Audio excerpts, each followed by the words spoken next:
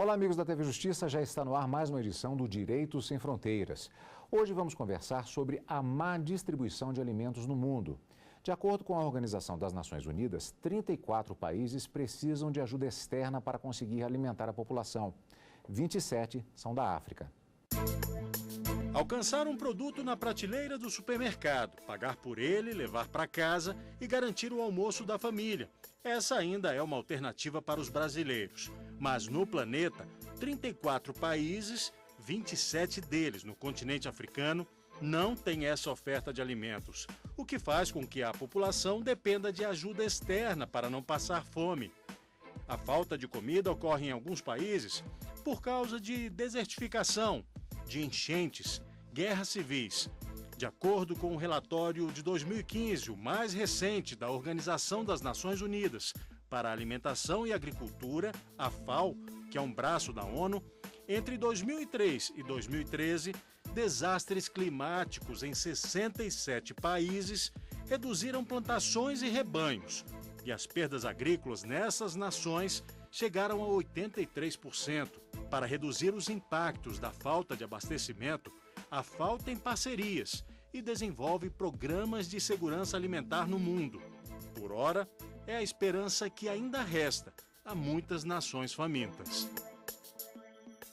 Participam do nosso programa de hoje Alain Bojanic, representante da Organização das Nações Unidas para a Alimentação e Agricultura, e Nathalie Rohol, mestre em Direito Internacional. Agradeço muito a participação de ambos aqui nos estúdios da TV Justiça para falar a respeito desse assunto. Nesse caso especificamente, nós temos esses dados que apontam para países que têm uma situação mais crítica especificamente. Olha, são três situações, né? Tem em alguns países uma situação que é mais crônica, que já é uma coisa que está acontecendo há muito tempo, que não é uma coisa nova, são as estruturas de produção, mesmo as estruturas de poder, não tem concentração de poder, tem situações de pobreza que não facilitam o acesso aos alimentos, então tem questões, vamos dizer, estruturais. Mas também tem a questão do clima, as questões meteorológicas, esse é um ano bem especial para o mundo inteiro, um ano de El Niño. E quando temos El Niño, temos situações de muita chuva ou seca, não? Então, na África tem uma situação de seca em muitos países, então é uma questão conjuntural do ano, das características climáticas do ano, que é um ano, eu diria, ruim do ponto de vista das chuvas, das precipitações, né? E a outra, que é uma questão também meio estrutural, mas tem a ver com os conflitos internos, que esse aqui é o pior de todos, eu diria. Não sei se é o pior que o primeiro, mas também é uma situação difícil, que temos mais de 20 milhões de pessoas na África, só na África. Na África e no Meio Oriente, né? Estamos falando do Iêmen, estamos falando da Síria, estamos falando do Iraque, pessoas que estão é uma situação de refugiados, uma situação de muita movimentação dentro do país, que tem que sair das suas cidades por conta da violência. Com relação a um ponto que o doutor Alain falou especificamente, que é sobre essa questão da movimentação humana. Há uma maior visibilidade quando falamos na crise de refugiados, particularmente na entrada de refugiados. Muitos desses países vindos exatamente desses países que são apontados para a Europa.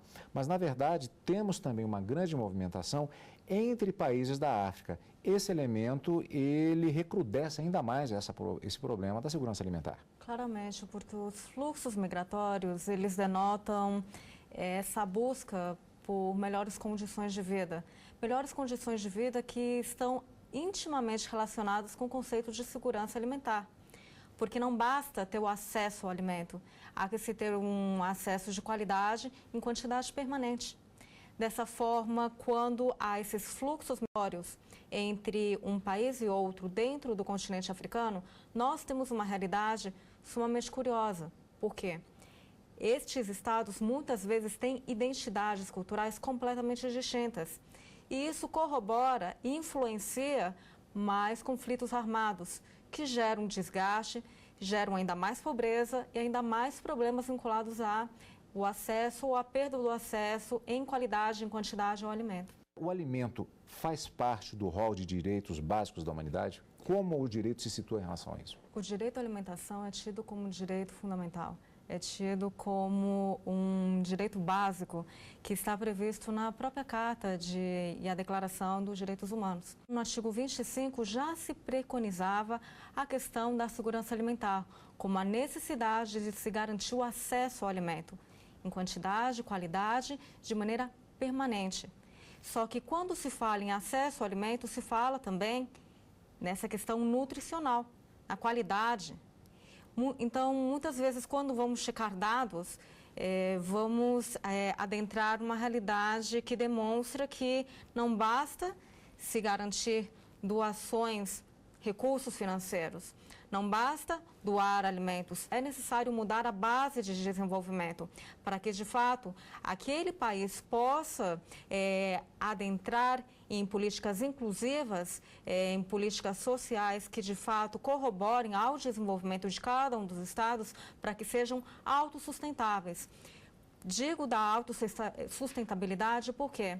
Porque um dos elementos que também é cogitado como que agrava a questão da fome e o aumento da fome no mundo é o fato de muitos países que eram autossuficientes atualmente estarem importando alimentos. Entre eles, China e Índia. Uma outra questão curiosa também, existem países como a própria China, que têm aumentado também o consumo de carne. Então, grãos, por exemplo, soja e milho, estes grãos eles são destinados à alimentação do gado. A partir do momento que se faz esse direcionamento, também se aumenta o valor dos produtos, o valor dos alimentos. Então, de fato, os analistas internacionais, nós discutimos também, há de fato falta de alimentos ou o que corrobora, influencia no aumento dessa fome seria a pobreza, que tem demonstrado e tem se revelado em virtude da mudança com que os fatores internacionais, econômicos, políticos, sociais, culturais, têm interferido. Essas questões relacionadas à globalização, ao fluxo de alimentos e de dinheiro também, eles estão um pouco mais, talvez, no radar da ONU em relação a esse processo que foi explicado pela professora. Seria isso mesmo, professor? A situação bem complexa sobre como administrar o fluxo, como administrar os estoques de alimentos. No mundo inteiro, nesse momento, temos mais alimentos do que o mundo precisa, em termos gerais. Mas como que temos 800 milhões de pessoas com fome? Então, é um tema de distribuição, de acesso, de pobreza. A pobreza é a base de por que tem tantas pessoas nessa situação.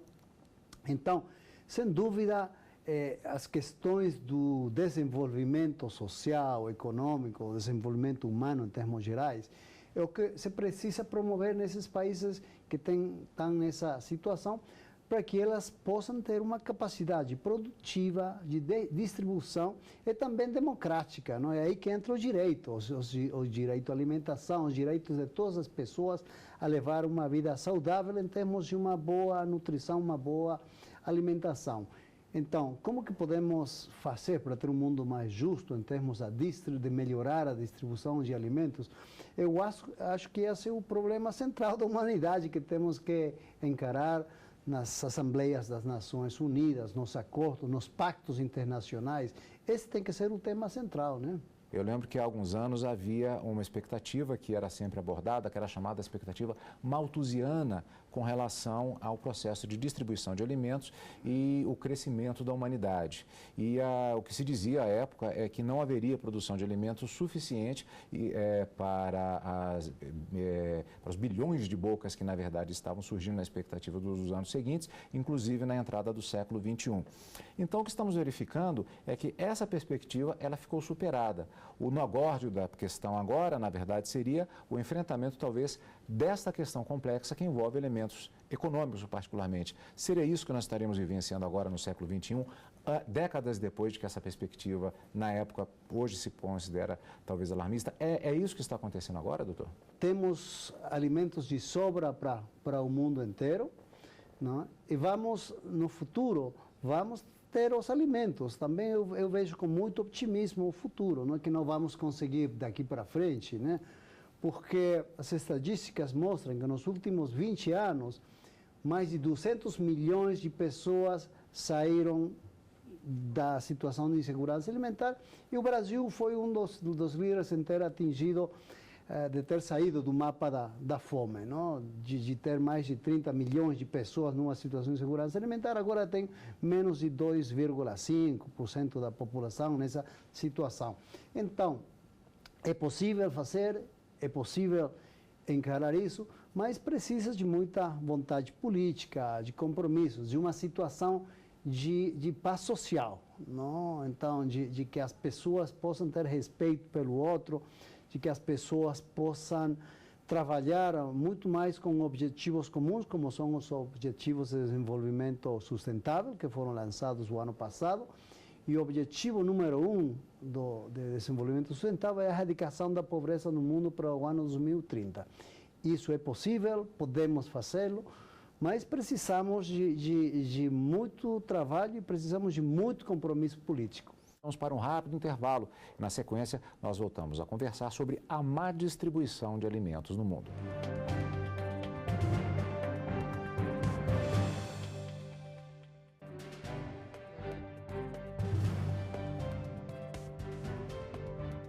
Estamos de volta com o nosso programa Direitos Sem Fronteiras e continuamos a nossa conversa da semana sobre a má distribuição de alimentos no mundo. Repare que estamos falando sobre má distribuição, ficou bastante claro isso, inclusive, no primeiro bloco, a partir dos dados que estão fornecidos em estudo feito pela Organização das Nações Unidas. Fala-se em má distribuição e não falta de alimentos. Nesse sentido, temos recentemente um tratado assinado pelos Estados Unidos e o Brasil, fizeram uma parceria bilateral em questões de alimentação mundial. O Brasil, que já foi um país que antes ele procurava fazer empréstimos justamente para reforçar a sua capacidade alimentar, hoje ele se torna uma potência do ponto de vista da distribuição, particularmente de grãos. Isso reforça ainda mais esse plano que foi colocado no primeiro bloco bem claramente pelos dois e particularmente pelos estudos divulgados. Isso reforça uma possibilidade de um aumento, um incremento ainda maior nessa oferta de alimentos, mas ainda sem uma resolução do ponto de vista desta distribuição desses alimentos? Existem programas no Brasil que têm sido copiados por outros países, sejam eles a questão da merenda escolar, Bolsa Família, restaurante comunitário, todos esses programas são paliativos? São. Mas eles trazem este acesso ou esta inserção de quem não tem acesso a alimento algum.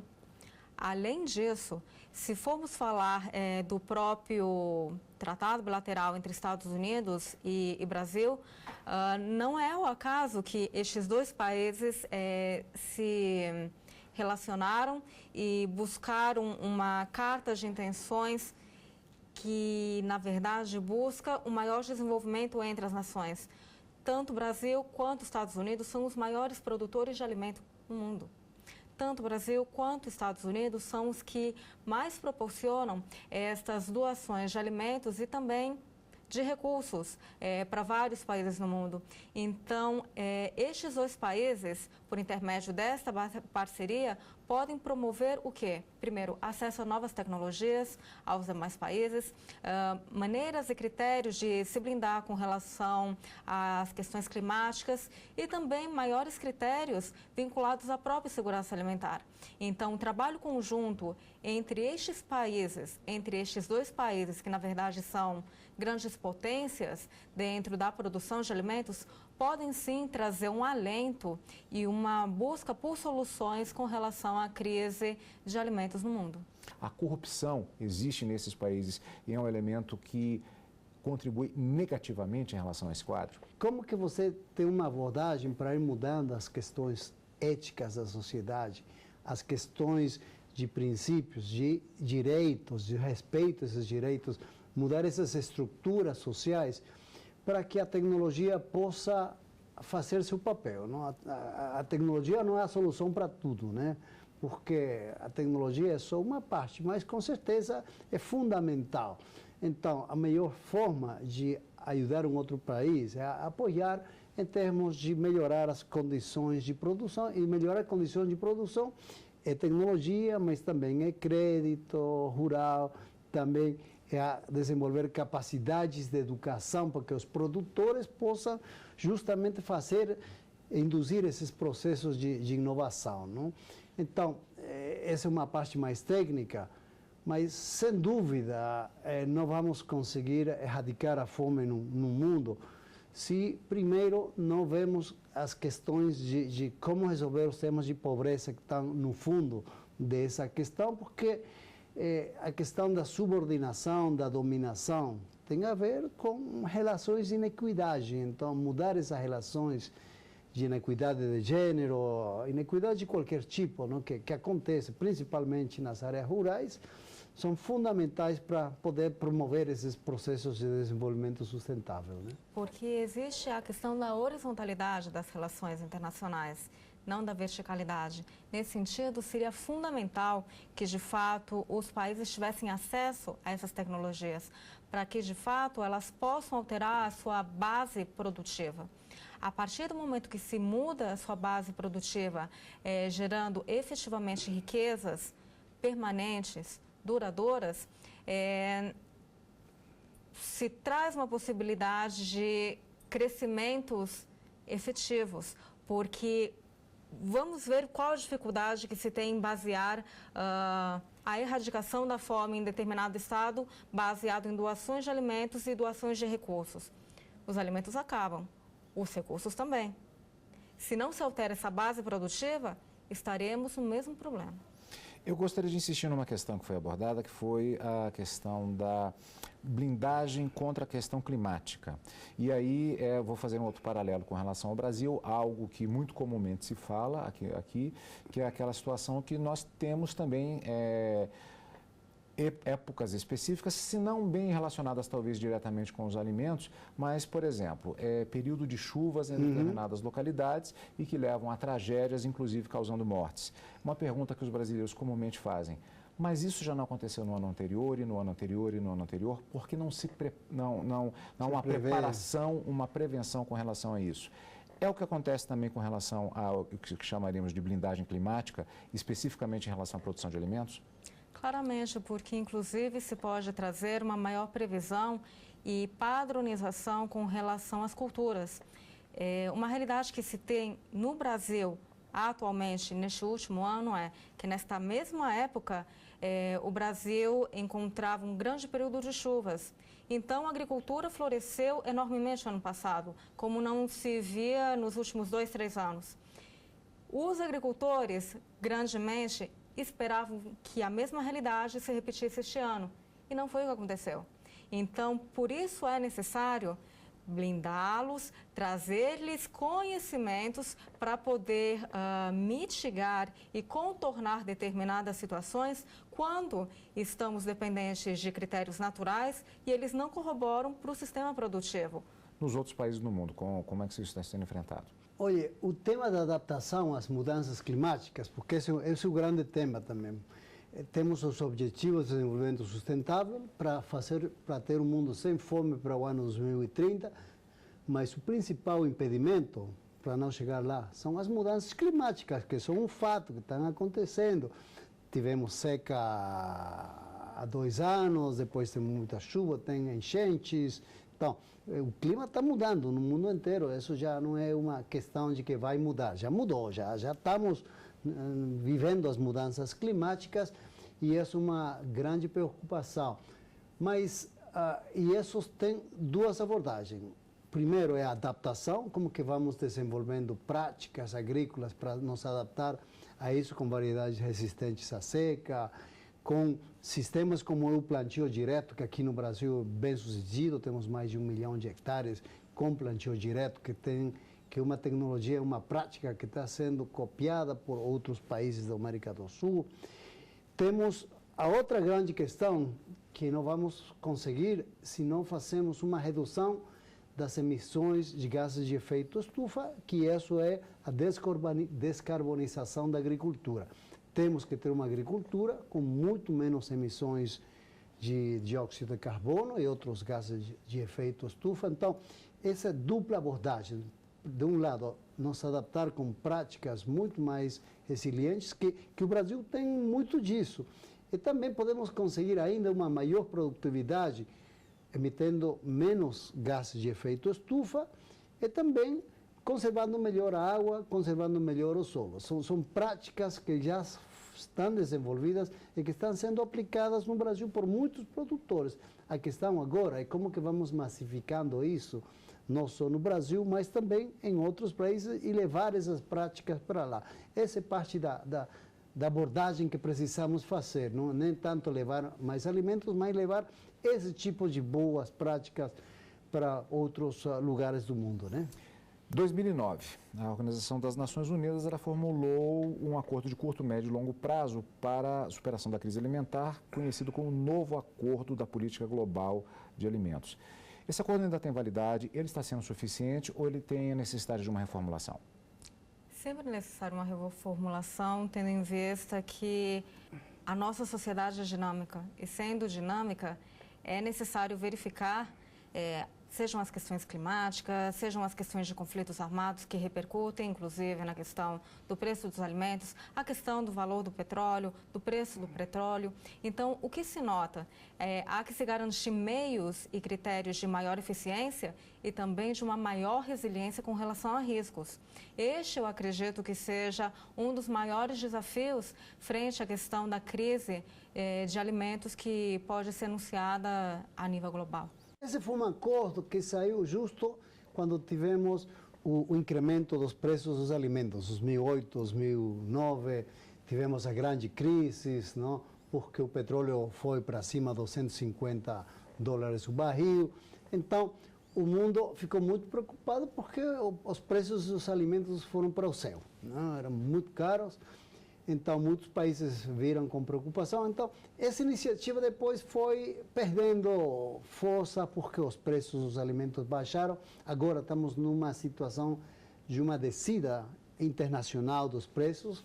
Não é uma grande descida, mas tem uma queda suave aí dos preços que vamos ver por quanto tempo. Vamos ver o que acontece com o petróleo. O petróleo, 30% mais ou menos, dos preços dos alimentos tem a ver com o preço do petróleo, porque os alimentos são transportados, os agroquímicos que se usam têm uma base do petróleo, os fertilizantes, mesmo as práticas agrícolas precisam de maquinário agrícola. Então, o peso nos custos de produção do petróleo é muito alto. Então, é uma variável que sempre está aí, não?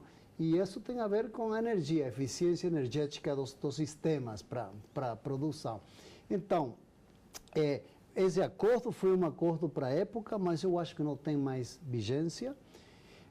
Eu acho que hoje precisamos um novo olhar, precisamos ver como que podemos dar alternativas a problemas muito mais concretos, como a questão desses 35 países que estão nessa situação, que tem a ver muito mais com questões estruturais e políticas da situação de pobreza que estão vivendo esses países e que não são questões de uma fácil solução, não? O conflito na Síria já tem mais de 4 anos e não tem visos de solução. Vamos torcer que se encontre uma fórmula aí para sair daí, mas são processos de uma duração muito grande que não dá para que serão resolvidos logo, né? Tratando diretamente do ponto de vista legal, o Pacto Internacional sobre Direitos Econômicos, Culturais e Sociais é de 66. E nesse Pacto de 66 já se previa e já se propugnava a questão da importância do acesso à alimentação como um direito fundamental. Naturalmente, em razão de vicissitudes, alterações climáticas, sociais, culturais, políticas em cada um dos estados, o enfoque naturalmente vai se alterar. Mas o que é necessário que a sociedade internacional, de fato, tenha um olhar compassivo diante da realidade do mundo para verificar como se podem trazer critérios permanentes, duráveis, que gerem desenvolvimento para não se gerar uma situação de dependência, e sim de autossustentabilidade. Este é um outro desafio que pode ser vencido. Bom, o nosso programa vai ficando por aqui. Nós conversamos com o representante da Organização das Nações Unidas para Alimentação e Agricultura, Alain Bojanic, e Nathalie Rohol, mestre em Direito Internacional. Agradeço a ambos pela participação aqui no nosso programa da TV Justiça. E se você quiser acompanhar esta e outras entrevistas, acesse o site tvjustiça.jus.br. Até o próximo encontro.